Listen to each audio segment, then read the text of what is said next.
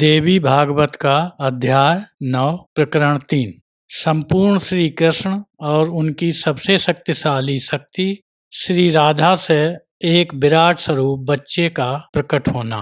आदि शक्ति ने खुलासा किया है कि वह जीसस यानी यीशु क्रिस्त हैं। भगवान नारायण कहते हैं, नारद, वह बच्चा जो तब अंडे के रूप में था, ब्रह्मडोलक यानी ब्रह्मांड के पानी में ब्रह्म के जीवन काल के अंत तक बना रहा। फिर जब समय आया, वह दो रूपों में प्रकट हुआ। एक पदार्थ के रूप में रहा और दूसरा एक बच्चे के रूप में पैदा हुआ। श्री आदि शक्ति ने प्रकट किया है कि ये जीसस यानी यीशु क्रिस्त हैं, और बचा हुआ आधा भाग जो पदार्थ के रूप में बना रहा, वे श्री गणेश हैं। वह इतना चमकदार और उज्जवल था, वह करोड़ों सूर्यों की तरह चमकता था। माँ का दूध न पाकर वह कुछ समय के लिए रोने लगा। उसके माता पिता कहीं नहीं दिख रहे थे, इसलिए वह फिर पानी में चला गया। हजारों ब्रह्मांड का ये शासक अब एक अनाथ था और उसने स्वर्ग की ओर अपना रुख किया। वह मोटा और तगड़ा था, वह महाविराट थे। वह श्री कृष्ण के 16वें भाग की चमक से चमक उठा। ये महान बालक विराट, जिसने महान दिव्य राधा से जन्म लिया था, ब्रह्मांड का आधार आलंबन था। उन्हें महाविष्णु भी कहा जाता है। उनका जन्म आदि सृष्टियात्मक अंडे में हुआ था। उनके रोम छिद्रों में लाखों ब्रह्मांड समाहित हैं, और यहाँ तक कि श्री कृष्ण की भी उनके आगे कोई गिनती नहीं है। वह शुद्ध प्रणव ऊर्जा है। जिस प्रकार कोई भी सृष्टि के परमाणुओं और अणुओं की गणना नहीं कर सकता, उसी प्रकार इस बच्चे के भीतर कितने ब्रह्मा, विष्णु और अन्य शामिल हैं, ये कोई नहीं गिन सकता। प्रत्येक ब्रह्मांड में एक ब्रह्मा, एक विष्णु और एक शिव हैं। पाताल और ब्रह्मलोक के बीच अनगिनत ब्रह्मांड हैं, तो कोई गिनती कैसे कर सकता है। ऊपर वैकुंठ लोक है, ये ब्रह्मांड के बाहर है। इसके ऊपर 50 करोड़ योजन की दूरी पर गोलोक धाम है। श्री कृष्ण की तरह ही ये स्थान अनंत यानी शाश्वत और दिव्य है। पृथ्वी को 7 दीपों से सजाया गया है। इसकी सुंदरता 7 समुद्रों से बढ़ाई गई है। वहाँ भी छोटे छोटे 49 द्वीप हैं। कोई पहाड़ और जंगलों की संख्या नहीं गिन सकता। इन सबके अलावा सबके ऊपर ब्रह्मलोक सहित 7 प्रमुख स्थान हैं। नीचे 7 नरक हैं। ये ब्रह्मांड का वर्णन है।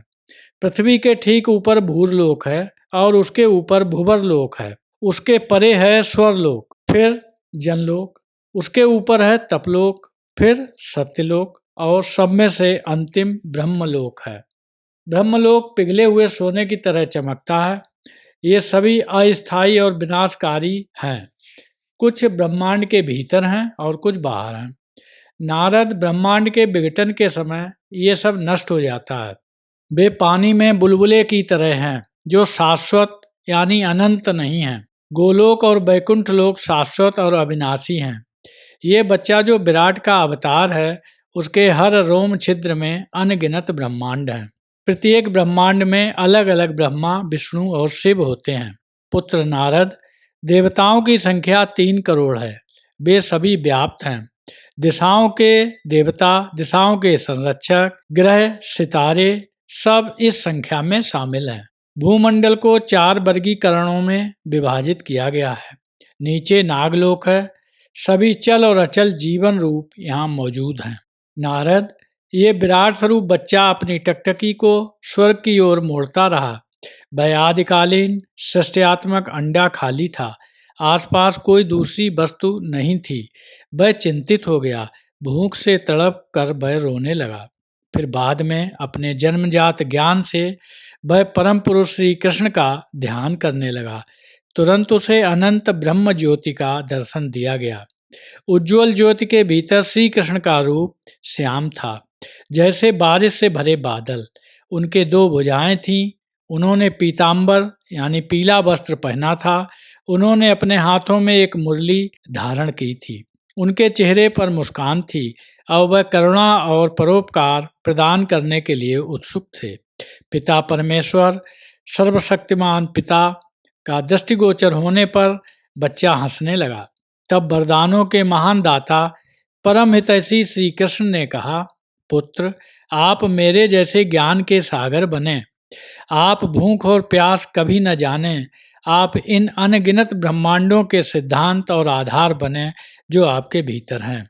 आप निष्काम, सभी इच्छाओं से मुक्त हो सकते हैं, निर्भय और सर्व उपकारी हैं। आप कभी भी बुढ़ापे, मृत्यु, बीमारी या दुख का अनुभव नहीं करेंगे।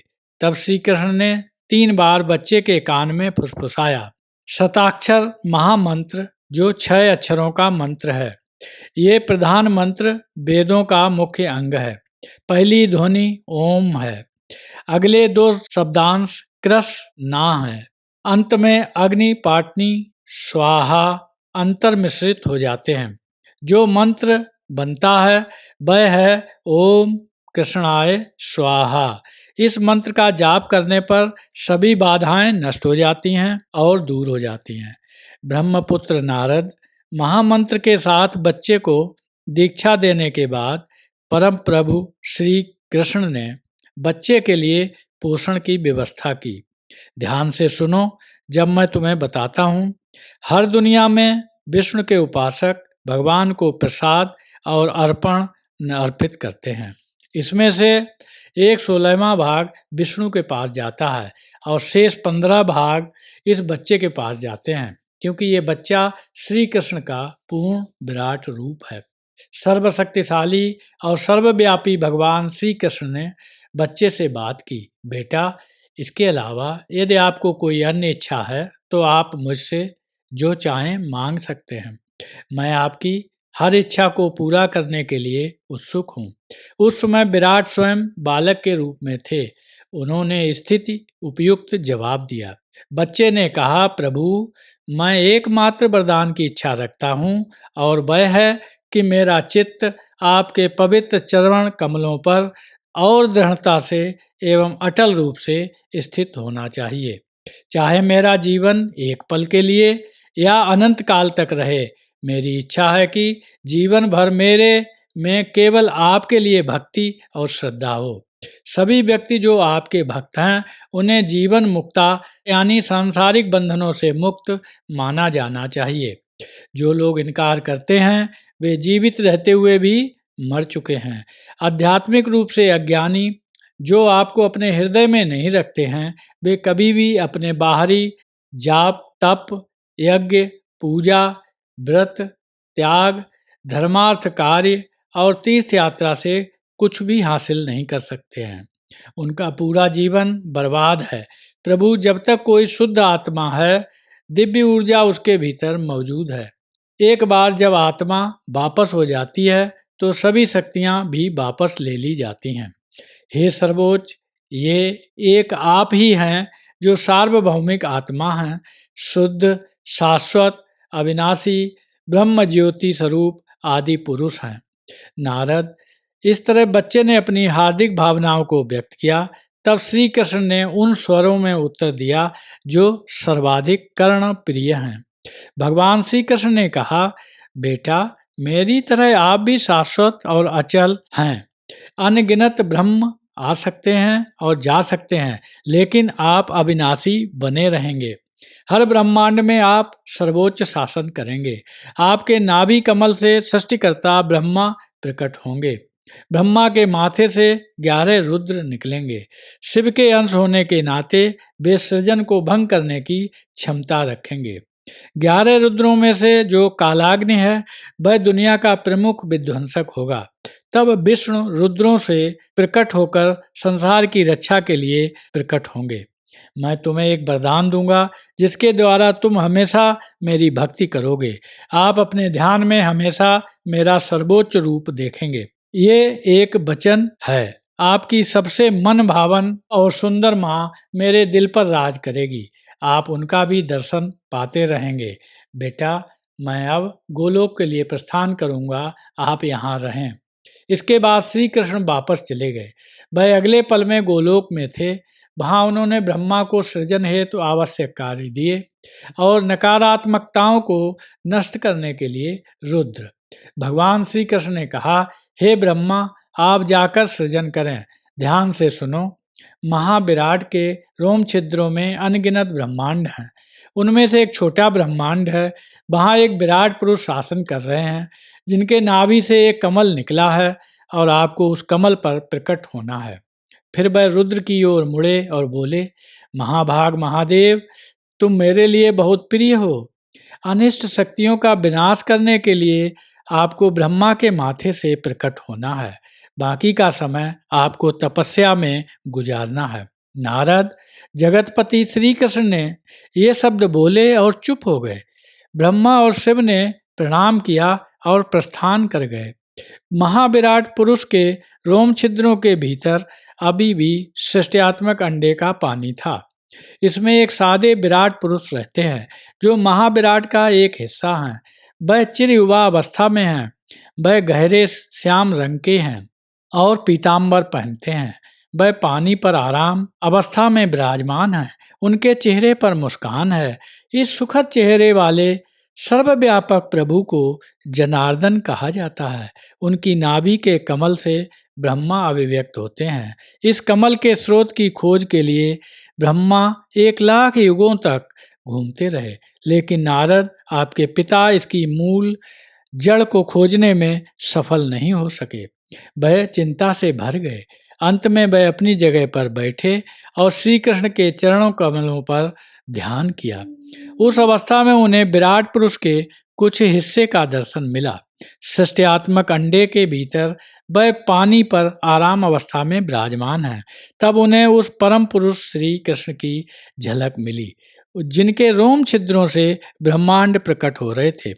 गोलोक और गोपियों के साथ पूरे गोलोक धाम की झलक भी उन्हें मिली। तब उन्होंने श्री कृष्ण को प्रसन्न करने के लिए स्तुतियां गाईं और उनसे सृष्टि के महान कार्य को शुरू करने की अनुमति ली। सबसे पहले ब्रह्मा ने 4 मानस पुत्रों का सृजन किया। तब शिव से 11 रुद्र प्रकट हुए और फिर ब्रह्मांड के रक्षक श्री विष्णु विराट पुरुष के बाईं ओर से प्रकट हुए। वह श्वेत द्वीप पर शासन करते हैं। उनके 4 भुजाएं हैं। इस तरह ब्रह्मा ने विराट पुरुष के नाभि कमल पर प्रकट होकर सृष्टि के महान कार्य की शुरुआत की।